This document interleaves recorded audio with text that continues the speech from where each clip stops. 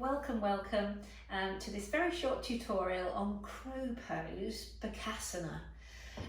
I posted a picture of me in this pose recently on Instagram and I had lots of people asking me about it. So I thought I'd do this little tutorial to help with you just one or two things about crow which you might find useful. So the first thing with crow pose, it's really important, is your hands, so your foundation. We don't want to be using the foundation like this. You can see that reduces the surface area of my hands and will mean that I weigh into my wrists. This is why a lot of people will get pain in their wrists in Bakasana. So the idea is to spread your hands, so increase now instead of just this surface area, we've got all this circumference to deal with. As we claw the hands as well and take more weight in the fingertips, then it takes weight off this wrist joint. If you're getting wrist pain, this is probably where you're getting pain. So here on my mat, you can see I'm going to spread my hands wide. And then where do I put them? I often see people trying to do their crow pose quite narrow. So you can see here how the edge of my little finger here is sort of creeping up towards my inner shoulders. To give yourself a little bit more love in the shoulders, take your hands wider. And if this does still cause problems, see how my index finger's pointing forward, a little top tip is you can just turn it out just a little bit, not too much, don't go wild, but just a little bit, and that will help get your triceps wrapping back a little bit more. It'll feel more natural to have them wrapped back. My hands are as if they're turning out. They're not actually moving, but they're as if they're moving out. That helps me. See how my triceps don't stick out? They then wrap back, which means then as I bend my elbows and come into the pose, they track, as I bend in, they track back. See how they're going back towards my waistline and not out to the side.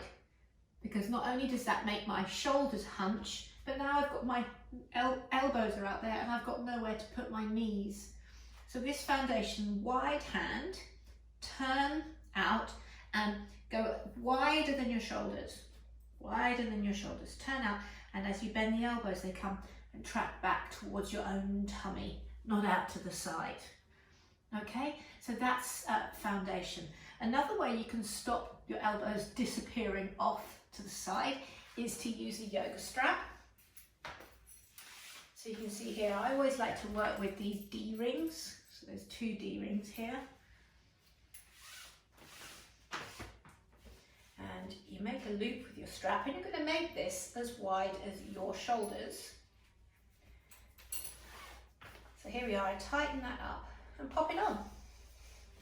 That's it, and there you go. You've got a strap that's, now my elbows can't disappear off out the sides because the strap's preventing them from doing that. I still get that angling out of my fingers and the strap can help me. Don't stay forever using a strap because you don't want to rely on it all the time, but this can be sort of a really good training ground to be in so that your body gets used to the feel of, oh, you know, you have to teach your body where it needs to be in space.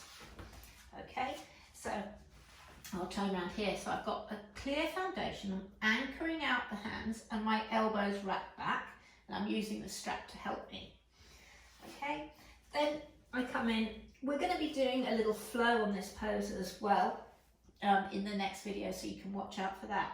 But in one version of this pose, I bring my knees right up to my triceps. So my triceps are bat wings, you know, these muscles on the back of your arm.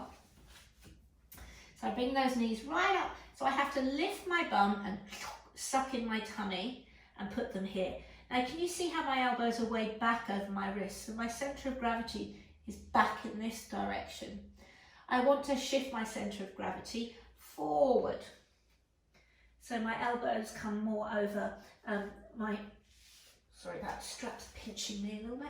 My elbows come more over my wrists. Now check out what I've got in front of me there, because this can be scary. This movement forward can feel really scary. So that's why I put these bolsters there. So if by any chance I do tipple over forwards, I'm going to land on those. I won't hurt myself. So watch this. Hands spread, elbows wrapped in and back, knees as high up into my triceps as I can manage. Lift into the tummy and then look forward and get that tip so you get your elbows stacked over the wrists. And there's going to be no crazy jumping. Just lift, float with your toes here like I've got, or maybe lift them up. And there's no crazy jump. I'm still breathing. It's all good. And come down. And you may have noticed, see this gap in my throat here? I maintain that throughout the whole pose. So what I didn't do was tuck the chin, because that's what can make it turn into a bit more of a roly-poly. And you can go forward like that.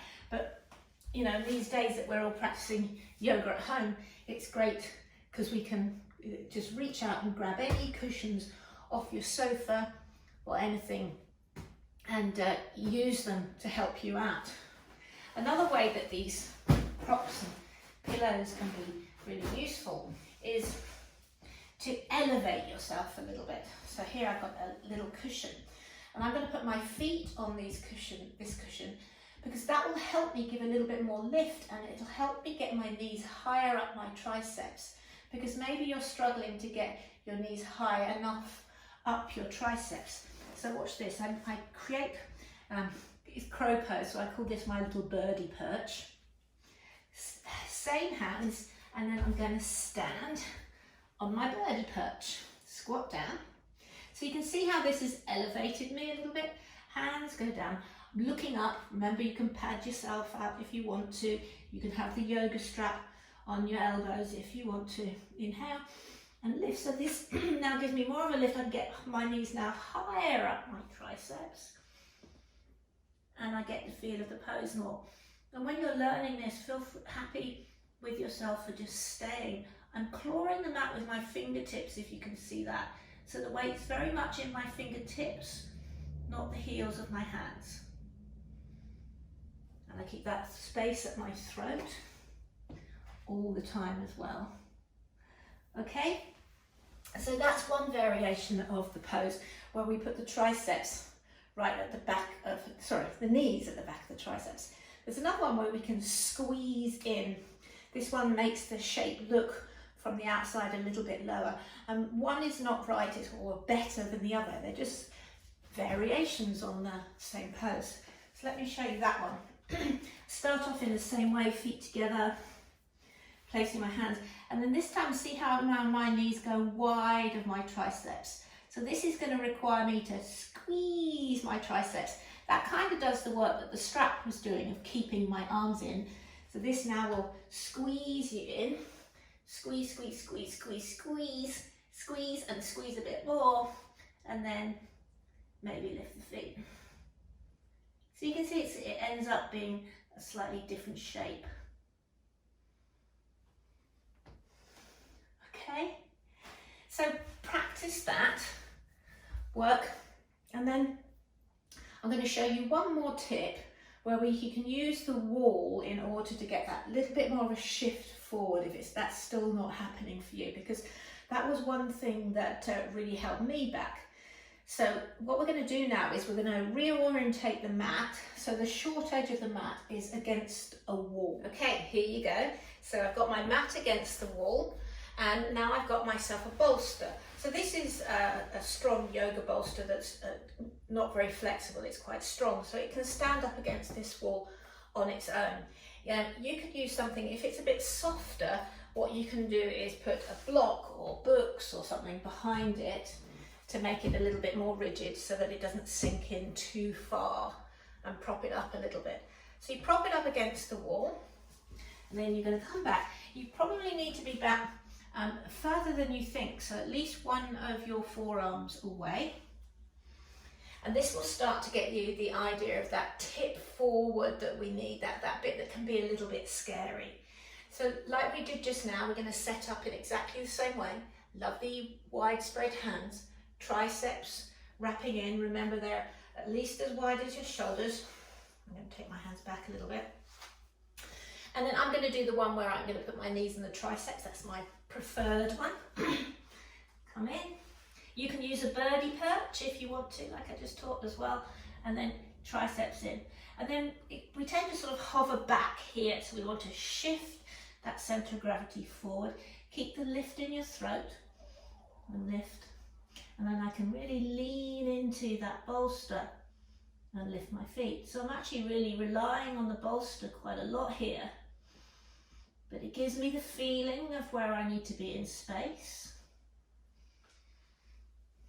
And then you can play with that, get the balance, learn it, and then take it away. So don't stay forever with the props. The props are fantastic. They're really, really good, but you don't want to stay with them forever. So just get that idea of shifting that weight forward and then play with it, okay? So keep playing with all these things, and then the next video we're going to do a nice little class, 20-25 minutes, where we'll prep and we'll include crow in your flow, okay? See you in the next class.